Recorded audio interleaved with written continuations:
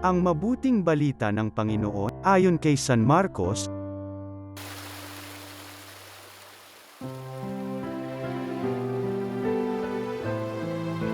Noong panahong yun, may mga Fariseo at ilang eskribang galing sa Jerusalem, na lumapit kay Jesus. Nakita nila na ang ilan sa mga alagad ni Jesus ay kumain ng hindi muna naghugas ng kamay sa paraang naaayon sa turong minana nila.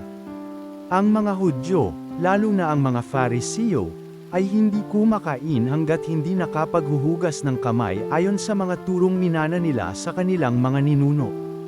Hindi rin sila kumakain ng anumang galing sa palengke nang hindi muna ito hinuhugasan.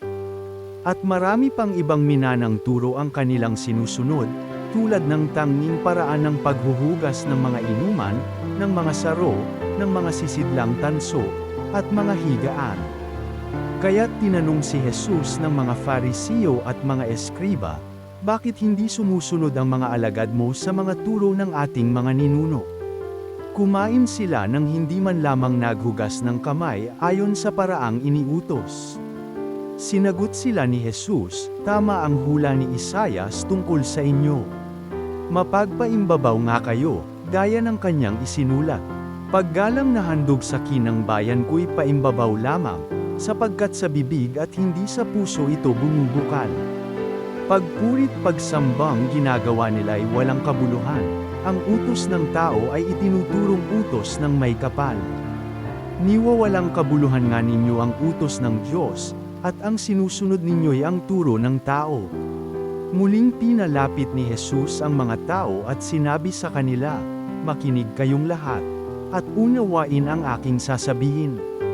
Hindi ang pumapasok sa bibig ng tao ang nakapagpaparumi sa kanya sa mata ng Diyos kundi ang mga nagmumula sa kanya.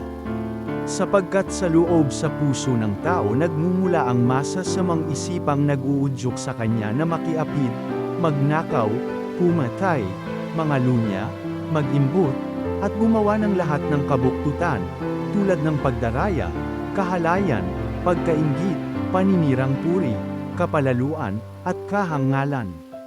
Ang lahat ng ito'y nanggagaling sa puso ng tao, at siyang nagpaparumi sa kanya. Ang mabuting balita ng Panginoon.